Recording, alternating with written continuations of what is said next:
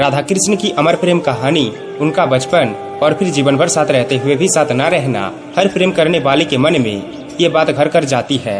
क्या आप जानते हैं कि क्या हुआ होगा जब रुक्मणी को पता चला राधा के बारे में? यह बात उस समय की है जब द्वारिका में श्री कृष्ण अपने महल में सो रहे थे।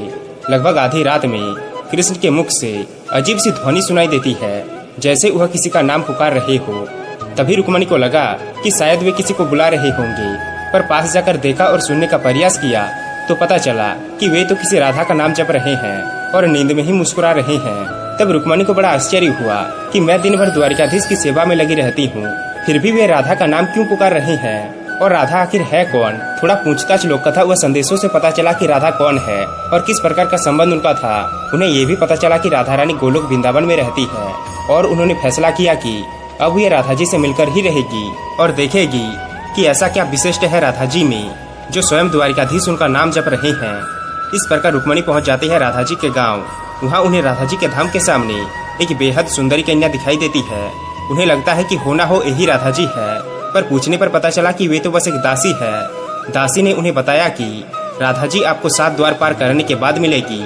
उन्होंने 7 द्वार पार किए और हर द्वार पर एक से बढ़कर एक दासी को देख सोच रही थी कि अगर उनकी दासियां इतनी सुंदर है तो स्वयं राधा रानी कितनी सुंदर होगी। यह सोचते हुए राधा जी के कक्ष में पहुंच जाती है और कक्ष में राधा जी को देखती है, अत्यंत सुंदर तेजस्वी, जिसका मुख सूर्य से भी ज्यादा तेज चमक रहा था।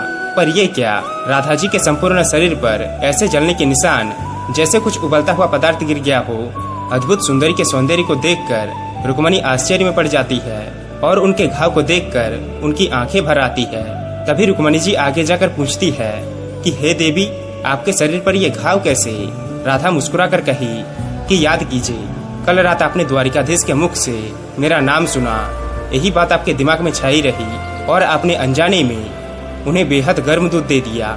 आप तो चली गई, पर उन्होंने दूध को अपने हृदय से लगा लिया और उसी के घाव के छाले है ये सुनकर रुक्मणी को उनकी भूल का एहसास हुआ और उन्हें पता चल गया कि ये गर्म दूध को सीने से लगाना यह सब श्री कृष्ण की लीला थी, ताकि उन्हें ये समझा सके कि राधा कृष्ण का हृदय है। रुक्मणी के आग्रह पर राधा जी ने फिर से उन्हें अपना वास्तविक और अलौकिक सौंदर्य दिखाया, जो इतना सुंदर था कि उनकी आंखें समेट नहीं पा रही थी। और हो भी क्यों ना, कृष्ण का हृदय जो है। तब रुक्मणी स्वीकार कर लेती है कि कृष्ण की राधा ही सर्वश्रेष्ठ है और राधा रानी जैसा कोई दूसरा नहीं जो कृष्ण के हृदय से जुड़ा हो। तो दोस्तों, कमेंट में जय राधा कृष्ण लिखना ना भूले।